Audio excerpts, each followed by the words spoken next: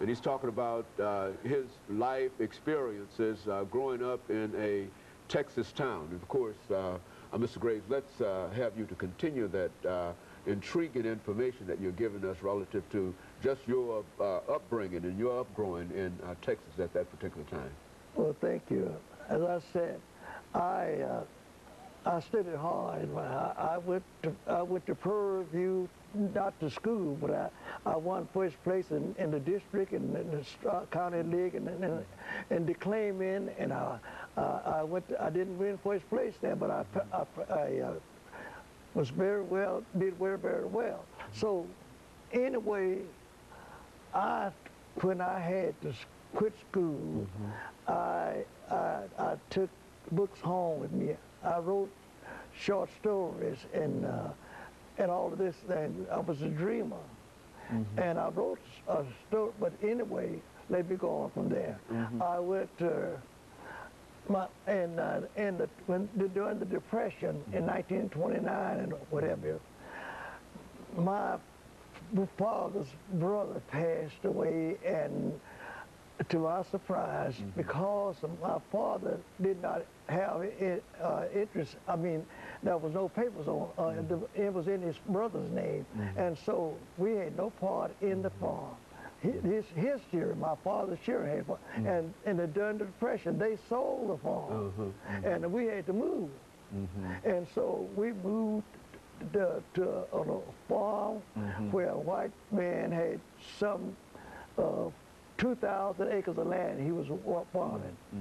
And I worked for that, started working for that man when I was about 18 years old, and worked for him for 34 years. And during that 34 years, while I was faithful to him and so forth, I was made finally a foreman of that farm. That was 34 years. After all those years, a little more than 34 years. I mean, when I was, well, I was a grown man with a family, and he was. I was so faithful and studied so hard, and I knew something about chemistry and all that kind of business and poetry, kind of this kind of thing, and finally he moved me to the best farmhouse on the place, nice bungalow house, painted white. I had running water. I had telephone, and I had some just. And people say, and a brand new carport, I mean a truck to go over to see the farm with, and all that kind of stuff, and furnish me gas and all that kind of stuff. And people said, they said, oh, that boy got a white man's job. Oh, ain't that something? But the Lord blessed me to do this. And I had a family, started my family, and my father had passed away. And I had to be responsible for burying him. In 1940, it was just things were hard, but Lord blessed me to weather that thing. I went through a lot, but I stayed with what I was doing, and because of that, my daughter, I had three boys and a girl, and when my girl got old enough, I took her to Waco to every Saturday to give her piano lessons. And because I'd sit there and watch, I learned a lot about playing music by taking lessons from the lady. And so I bought her a piano. And so I went to playing too. I took advantage of what I learned by the teachers teaching my daughter, and I'm at home showing her, and I learned how to teach her. So the church asked me to play for them, and I did that, and I was active, and later on, when I was about 30 years old, I was elected to an organization of 40 churches, and I was elected the men's president of 40 churches. And because of that, I was able to go to all over the state of Texas at annual meetings.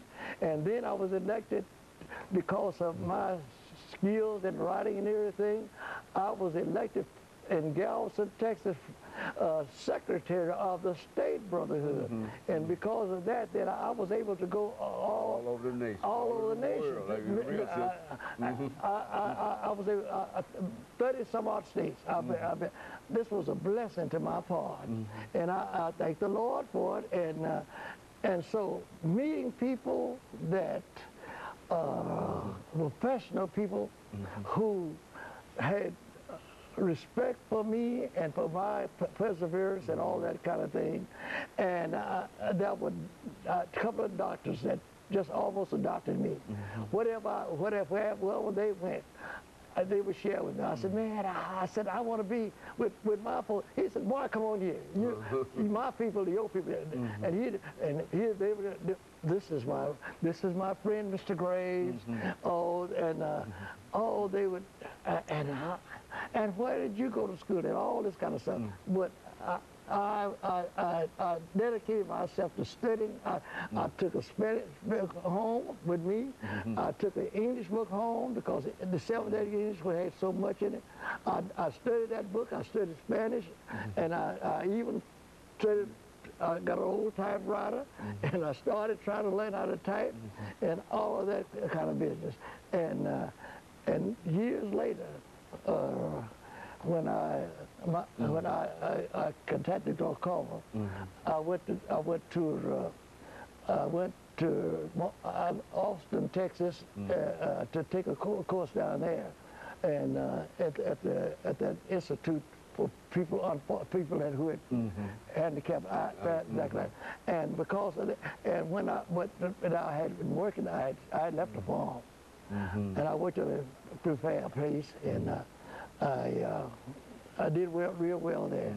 And then when I retired from that repair place, then I went to work at a lighthouse for the blind in Waco for 10 years, and they made me they had 3 departments, and to my surprise, they made me director of all three of the departments. And of course, Mr. Graves, let's stop now for our second commercial break, after which we'll come back and we'll give you an opportunity to talk about all of the tremendous things that you've been able to do. And even now, you're only at, what, 40 years old, 40, 45 years old, and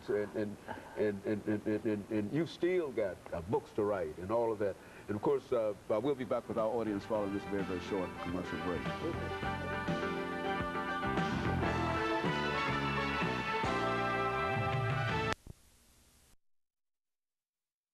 Today, we're talking to